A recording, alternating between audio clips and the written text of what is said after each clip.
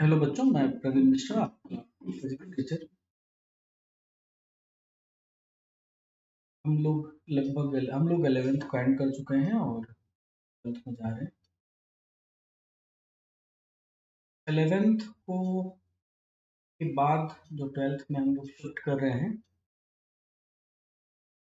11th के बीतने के बाद आपके अंदर ढेर सारी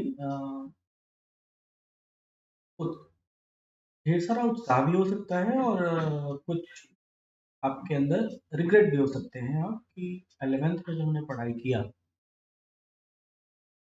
उसमें क्या हमने पूरी पढ़ाई किया, पूरी पढ़ाई नहीं किया। कुछ जगहों पर हम क्या सारे चैप्टर्स को सेम टाइम दे पाए या नहीं दे पाए। तो ये जो इस तरह का जो विचार है या इस तरह का जो सोच है, ये आपके साथ ही नहीं है, ये लगभग मैक्सिमम स्टूडेंट्स ऐसा ही इशू फेस करते हैं। तो उसका सिर्फ एक रीज़न है, क्योंकि जब हम 10th से 11th में आते हैं तो हम थोड़ा सा लेट करके आते हैं और अपने माइंडसेट को भी चेंज करने में कि टाइम लग जाता है, सेट करने में टाइम लग जाता है। एक्चुअली हमारा टारगेट क्या है, टारगेट एग्जाम क्या है, फिर अगर टारगेट एग्जाम के बाद रिलेवेंट कंटेंट हम क्या हैं, क्या होने चाहिए, रिलेवेंट बुक्स क्या होनी चाहिए और उसको कितने समय में पढ़ना चाहिए। बीइंग ए टीचर, हमारा तो रोल है कि मैं आपको बताऊं। वो भी क्लासरूम में हर तरह के बच्चे बैठे होते हैं, तो आप एक दो स्टूडेंट को फोकस करके चलना ये थोड़ा कॉम्प्लिकेटेड हो जाता है। हमें ये देख के चलना होता है कि मैक्सिमम बच्चे किस तरीके के हैं। थोड़ा सा ये तो हल्का सा ये तो रहता है, पर एक बात हम बताएं, उसी बैच में बैठे हुए जो तेज बच्चे होते हैं, जो थोड़े तेज चलने वाले बच्चे होते हैं, वो कर लेते हैं अपना स्पीड वगैरह अपने आप को। अपने लिए वो बेसिकली प्लान्ड, जो बच्चा अपने लिए प्लान्ड होता है ना, वो कहीं न कहीं से अपना ढूँढ लेता है, तरीका ढूँढ लेता है और वो वहाँ से आगे बढ़ लेता है। रह गई बात टीचर्स का इसमें कि बीइंग अ टीचर हमारा क्या रोल होता है, तो हमारा ये रोल होता है कि उस बच्चे को उस स्तर की चीज़ें तक वो बता दिया। अब बात आती है कि सर 11th से 12th में आने के बाद हम 12th की प्लानिंग कैसे करें? तो मेरा सीधा-सीधा एक ही मंत्र है कि आप एक काम करो कि 11th को चीज़ों को बहुत कैरी फॉरवर्ड मत करो, कैरी ओवर मत करो, ये नहीं हुआ, वो नहीं हुआ, ठीक है? जो हुआ है उसको वहीं रहने दो। 12th पढ़ने के लिए 11th के की जो खास चीज़ें हैं वो हैं आपका वेक्टर। अगर आपको वेक्टर पता है, थोड़ा न्यूटन्स लॉ ऑफ मोशन पता है, पर्सनैलिटी पावर पता है, तो अगर आपको ये 3 चीज़ें पता हैं और सिंपल हार्मोनिक मोशन के थोड़े से कॉन्सेप्ट अगर आपको पता है, तो आप 12th की फिज़िक्स स्मूथली आप ड्राइव कर सकते हो। आप को 11th को लेकर के रिग्रेट फ़ील करने की ज़रूरत नहीं है। आगे बात जो मेंस एग्ज़ाम का, तो भी बहुत समय बचा। ऐसा नहीं है कि 11th में बहुत चीज़ें नहीं हो पाई या कर्टेल आपका ये कर्टेल रह गया तो फिर प्रॉब्लम हो सकती है। आगे भी बहुत चीज़ें आगे भी बहुत टाइम है देने का, ये प्लान कर सकते हैं। बात यही है कि आपको एक टाइम टेबल फ्रेम करना पड़ेगा और उस टाइम टेबल के अनुसार अपने आप को कंसिस्टेंटली काम करना पड़ेगा। जेईई मेंस का मुझे नहीं लगता है कि जेईई मेंस की प्रिपरेशन 4 और 5 मंथ से ज़्यादा का टाइम चाहिए होता है, राइट?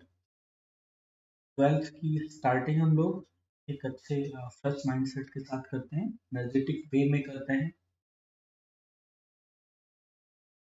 फिर 1 साल तो आपको अच्छा ही चीज़ों को देखने का कि आप अपने को प्लान करने का, आपको सेट करने का।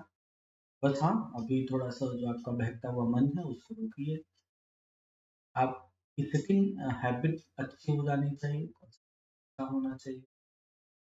एक अपने पास एक डायरी बनाइए, डायरी का बहुत बड़ा रोल है। कई बार तो ये बात कहता हूँ, आप एक डायरी बनाइए। वो डायरी आपकी लाइव डायरी होनी चाहिए, मतलब तो आपकी इसी करंट ईयर की डायरी होनी चाहिए। उसमें आप मेंशन करिए कि आप आपने आज क्या किया, आपको कल क्या करना है, और अगर कहीं पे कोई चीज़ ना हो पाई, तो आप उसको भी लिख लीजिए डायरी में कि ये मुझसे नहीं हो पाया। नेक्स्ट डे जब आप डायरी ओपन करेंगे और वो चीज़ें आपकी छूटी रह जाएँगी, आप उसको देखेंगे कि ये मैंने आज प्लान किया था, मुझसे नहीं हो पाया है, तो थोड़ा-सा गिल्ट महसूस होगा।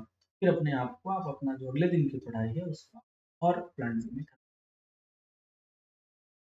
बाकी फिर जहाँ तक बात किया जाए, एडमिट के लिए भाई ज़रूरत एचसीबी होती है, लेरोरा और एचसीबी दोनों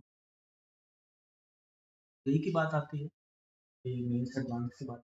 तब आप पीवाईक्यूज़ को सॉल्व करेंगे पहले, उसके बाद there are the so many books, ढेर सारी किताबें हैं। लेकिन हाँ, पहले तो आप पीवाईक्यू सॉल्व करिए और उसके बाद फिर हिस्ट्री को प्रेफ़र करिए, उसके बाद फिर अलग-अलग किताबें।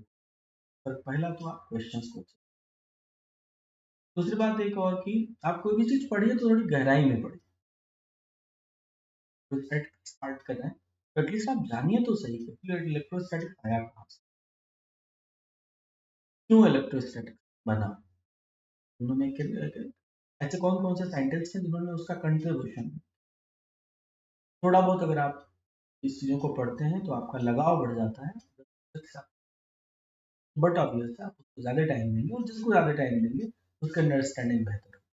आप ज़्यादा समय देंगे, वहाँ का समझ भी उसके प्रति समझ भी आपकी ज़्यादा। बस यही एक ही चीज़ है, समय जिसको ज़्यादा देते हैं, उसी से लगाव बढ़ता है और उसी सब्जेक्ट। रह गई बात की बोर्ड का, बोर्ड को कैसे लिखना है, मतलब कैसे स्कोर करना है, ये तो बात की बात। अभी तो शुरुआत आपको अच्छी करनी है, हेल्दी वे में करनी है, एनर्जेटिक। साथ ही साथ आप अपने हेल्थ को भी ध्यान दें। अगर आपका स्वास्थ्य अच्छा रहेगा तो ही आप अच्छा कर पाएँगे, अच्छे से नींद लीजिए और बस अपनी फ्रेंड सर्किल है उसको भी बहुत बड़ा मत करें, थोड़ा-सा कन्वर्स करने की कोशिश करें। अपने पे ज़्यादा से ज़्यादा खुद को एक्सप्लोर करने की कोशिश करें। आप कुछ भी कर रहे हो, जैसे आप बोलते हैं टाइम टेबल, तो मैं एक बात बोलता हूँ, अगर कोई चीज़ पानी हो ना, तो उसके लिए कोई टाइम टेबल नहीं होता। उसके लिए एक ही चीज़ होता है कि आपके दिमाग में चीज़ें चल रही हैं। दिमाग में अगर आप खेलने गए हैं, घंटा खेल रहे हैं, फिर खेलते समय भी आपको नहीं खेला, फिर वहाँ से निकले, फिर आपको लगा यार ये चीज़ मुझसे पढ़नी थी, तो आप घर पे आइए पढ़ लीजिए। वो चीज़ें आपके दिमाग में चलनी चाहिए। दिमाग में प्लानिंग चलती रहेगी तो अपने आप जो है आपका टाइम टेबल अलग से कहीं लिखने का ज़रूरत नहीं है।